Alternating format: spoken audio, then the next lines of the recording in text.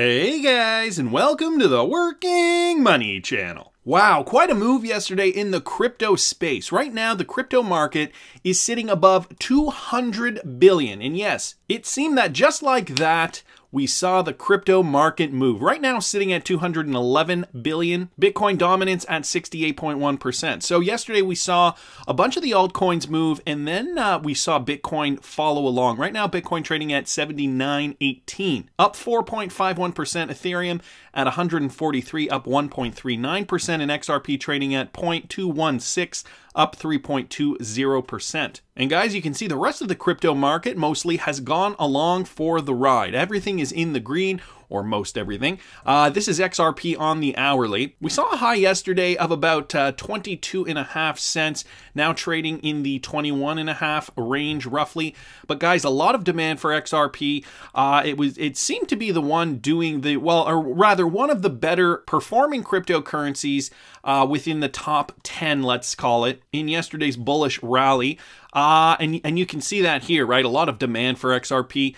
And so it went up significantly, about 15% yesterday. Coming down a little bit now, but fighting for its way back up. And guys, if you look at Bitcoin, let's bring up Bitcoin on the hourly. Bitcoin didn't start its bullish rally until relatively late, although it did hit 8,000 before coming back down. So very interesting to see Bitcoin following the alts in this particular rally. This is Bitcoin on a daily, just to kind of give you guys some perspective of where we are. And, you know, we tend to look at these trends every single day. But when you look at these trends on shorter and shorter time frame, or rather longer and longer time frames with less and less candlesticks, this is the weekly, by the way, Bitcoin on the weekly, you have to realize that, you know, this pump from last December all the way to June was very significant, and now we are just in a correction, okay? We are not going any lower, guys. We are not going any lower than 3,000. If we did, I'd be very, very surprised. So we are just going to keep making new highs. How long will that be? Well, that's anybody's guess.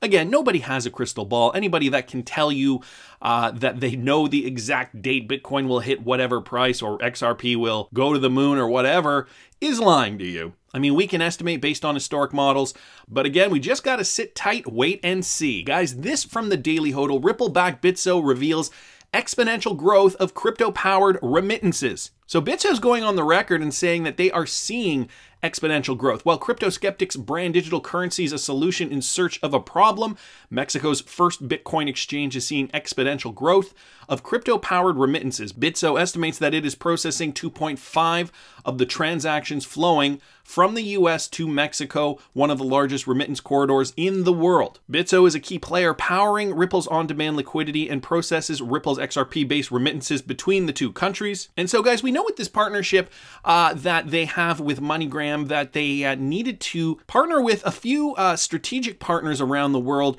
to provide this remittance, and Bitso was that one in Mexico. So just going to go down here. Emilio Rivero Coelho, a senior strategist analyst at Bitso, says that cryptocurrency is having a dramatic effect on the average cost of a $300 remittance by settling transactions more efficiently and quickly and reducing fees from 2.3% up to as much as 5.62%. So he says for Mexico specifically, it is estimated that digital remittances could save recipients approximately 15 days over the course of their lives, nearly 100 million hours in aggregate for the economy, and almost $450 million in economic value based on the average income of a Mexican citizen. So guys, they're already seeing improved numbers, clearly not to the scale that we would see if this was rolled out 100%, but we are seeing a reduction in the cost for remittances, along with many other factors here like efficiency, so on and so forth. In the future, it will no longer be necessary to have a bank in the sense of a traditional established bank. Mobile phones will become banks, says Mexico's deputy finance minister.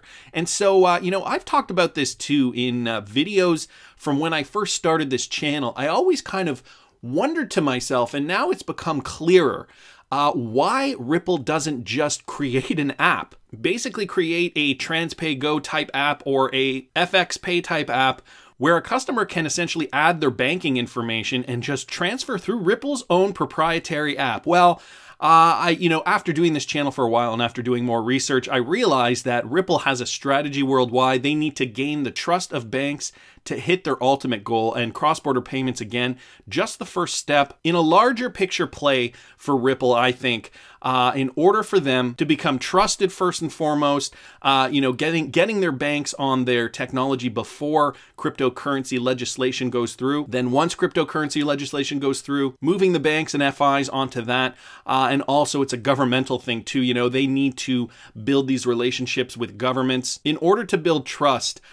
So that XRP can permeate the ecosystem with that reliance, with that sense of security.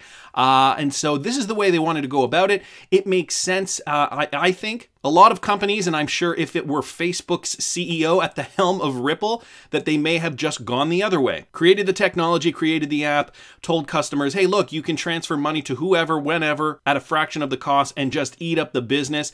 Clearly, Ripple has bigger plans because most Silicon Valley companies wouldn't be doing what Ripple is doing. Just some food for thought. Guys, I also saw this, and this is really important too. South Korean Presidential Committee wants to bring crypto into mainstream finance. And so financial institutions should be allowed to offer cryptocurrency products such as derivatives, according to the government advisory body in South Korea. In a new report, the Presidential Committee of the Fourth Industrial Revolution proposed the government could move to bring cryptocurrencies into the mainstream of finance through a number of measures, including derivatives. With cryptocurrency trading surging worldwide, it is no longer possible to stop crypto asset trade, said the PCFIR, as per a report by Business Korea on Monday. So South Korea obviously realizing, this, we have to embrace this. We can't be against this because the rest of the world is also looking into it, and also we just can't stop it. It's going to happen whether we like it or not. So the Korean government obviously seeing if you can't beat them, might as well join them. Very, very good approach to have, but of course they need to see proper regulations as well. The committee said that the government could follow the lead of US regulators and sanction products such as futures contracts tied to Bitcoin. Institutions would be allowed to offer other cryptocurrency services such as trading. So again, everybody seems to be kind of looking for everybody else's lead on this. And there are a few in the space that are kind of, rip-roaring to go and kind of already started. But globally and overwhelmingly, we're not seeing too much of that. We still have to wait. Guys, I saw this from Ripple Coin News, and this is interesting. Ripple's XRP is a brilliant technology, according to the American Institute of Economic Research's Jeffrey Tucker. Now, guys, this was back from December, and, with all the drama going on around Christmas time, this was actually released on Christmas Day, I didn't get to this. But I thought this was very interesting, and I'll give you some reasons why I think that after we go over this. American economist Jeffrey Tucker, who also works as the editorial director at the American Institute for Economic Research. Okay, remember that. The AIES called Ripple XRP brilliant technology in a recent interview on Russia Today. Tucker shared his opinion that Ripple's growing popularity has been influenced by sometimes outdated traditional finance systems such as SWIFT. When asked to explain why the recent partnerships, alliances, and increased capacity of Ripple has no positive effect on XRP, Tucker explained, now guys, this is an economist, he does economic research, okay, and he's been asked, why has there been no positive effect on XRP despite Ripple's success? Tucker explained that the digital token XRP is a special kind of crypto. This is the important information here. And at the moment, many regular investors are not interested in the technology. He continued by saying that does not mean it's not going to change the world. I think it's an extremely important technology because it's thriving off the failures of this antique SWIFT system. Tucker stated Ripple is doing what traditional financial systems failed to do, provide fast and cheap money transfers. Our legacy financial systems are incapable of dealing with the new age of globalization, so taking crypto to kind of fill this market niche, and XRP has been really valuable in that sense. So guys, this is very, very important because he's been asked, why has no positive effect on XRP? I guess we can assume that means why hasn't the price gone up? And so this guy understands it as being something different, something special, and something that will change the world, and not to worry about the price right now. Now, for those of you guys who do not know, the American Institute for Economic Research, this is not just some guy off the street. This is just not some, in quotes, cryptocurrency enthusiast. Jeffrey Tucker is part of the American Institute for Economic Research, and that's an independent economic research institution located in Great Barrington, Massachusetts. Independent being the operative word, okay? The mission of AIR is to conduct independent scientific economic research to educate educate individuals, thereby advancing their personal interests